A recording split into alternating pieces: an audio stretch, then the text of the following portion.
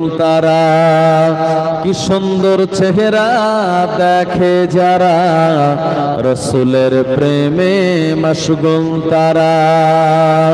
তোমার চেহারা দেখে হুরমালারা, তোমার চেহারা দেখে জিন ইনসানেরা। তোমার চেহারা দেখে হুরমালারা, তোমার চেহারা দেখে জিন ইনসানেরা। তোমারই নূরের আলো চমকে গেছে, তোমারই নূরের আলো চমকে গেছে। তাই তো সারা পৃথিবী তোমায় ডাকে ওগো নবী আমার, ওগো নবী আমার, ওগো নবী আমার, ওগো নবী আমার। আল্লাহুম্মা সাল্লি আলা মৌলানা মুহাম্মদ ওয়া আলা আলি সাইয়্যিদিনা। ওই পাহাড়কে যদি প্রশ্ন করো সৃজন করেছে কে, তোমারে ভাষাহীনা এক জবাব পাবে, আমার মালিক সে তো আল্লাহ মহান। জোরে বলেন না সুবহানাল্লাহ। এই পাহাড়গুলি বানিয়েছেন কে? আল্লাহ পাক।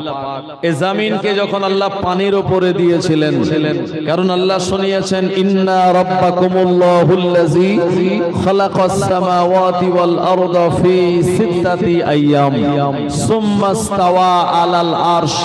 আমি আসমান ও জমিনকে টোটাল 6 দিনে বানিয়েছি, তারপরে আমি আরশের উপরে সমাসীন হয়েছি।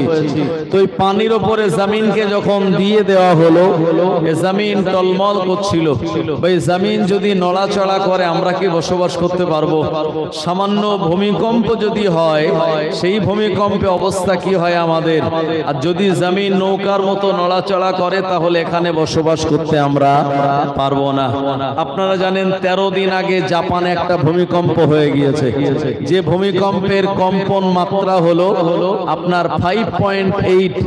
এই মাত্রার কম্পনে বিশাল বড় বড় বিল্ডিং গুলি কিন্তু হেলে পড়েছে। আর সে জায়গায় জমিন যদি নড়ে আমরা বসবাস করতে পারবো না বাবু। এজন্য আল্লাহ পাক কোরআনুল মাজিদে 30 পারা সূরা নাবার ভিতরে শুনিয়েছেন ওয়াল জিবালা আওতাদা, আমি পাহাড়গুলিকে বানিয়েছি পেরেক স্বরূপ। দুনিয়ার বিভিন্ন প্রান্তরে পাহাড়গুলিকে আল্লাহ যখন চাপিয়ে দিয়েছেন, এই জমিনটা আমাদের জন্য একদম স্থির হয়ে বসবাসের উপযোগী আল্লাহ পাক করে দিয়েছেন। জোরে বলুন সুবহানাল্লাহ। ওই পাহাড়কে যদি প্রশ্ন করো সৃজন করেছে কে, তোমারে ভাষাহীনা এক জবাব পাবে, আমার মালিক সে তো আল্লাহ মহান।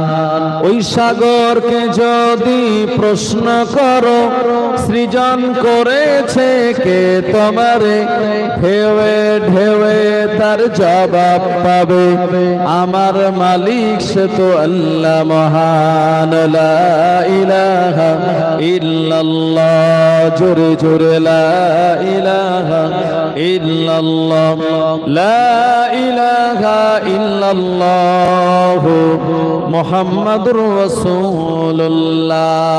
মেহেরবান তুমি মেহেরবান, মেহেরবান তুমি মেহেরবান, আমি পাপী গুনাহগার, তুমি ছাড়া কে আছে আর, ক্ষমা করো ওগো প্রভু, তওবা করি বারে বার। আল্লাহর কাছে গোনা যখন আমরা করি ভাই, তওবা করা ছাড়া উপায় আছে? এই যে দুবাই, যে দুবাই সরকার বুর্জ খলিফা বানিয়েছে, যে দুবাইতে আপনার আল্লাহ এত টাকা দিয়েছে ওদের, এই টাকাগুলি কোথায় খরচ করবে এটা তাদের দেমাকে আসে না। এরা চিন্তা ভাবনা করলো আমাদের এলাকায় বেশি তো ঘন ঘন পানি হয় না, এজন্য আমরা এই মেঘ থেকে পানি নামাবো। তো ওরা কৃত্রিম ভাবে হেলিকপ্টার করে মেঘের ওপরে চলে গেল, সেখানে গিয়ে রাসায়নিক কিছু আপনার লিকুইড তারা ছড়িয়ে দিল মেঘের ওপরে, এবং বৈজ্ঞানিকদের সঙ্গে আলোচনা করে যে মেঘের ওপরে এই লিকুইড গুলি পড়লে জমা মেঘ এগুলি লিকুইড হয়ে পানি হয়ে জমিনের ওপরে পড়বে। আল্লাহর পানি দেওয়ার দরকার নাই, নাউজুবিল্লাহ। পানির যখন প্রয়োজন হবে হেলিকপ্টার নিয়ে ওপরে গিয়ে আরো উন্নত যান নিয়ে আমরা ওপরে গিয়ে ওই লিকুইড মেঘের ওপরে ছড়িয়ে দেব, আর সেখান থেকে পানি আমরাই নামাতে পারবো। আমার আল্লাহ এই গাদ্দারি সহ্য করেনি দুবাইয়ের ওপরে। আপনারা দেখেছিলেন আল্লাহ বলছেন, এই তোদের পানির দরকার, উচিত ছিল আমার কাছে চাওয়া, তা না করে তোরা আমার এই জমানো মেঘটাকে ভেঙে তোরা নিজেরা পানি জমিনে নামাবি। এত বড় স্পর্ধা তোদের, ঠিক আছে পানি আমি দিচ্ছি।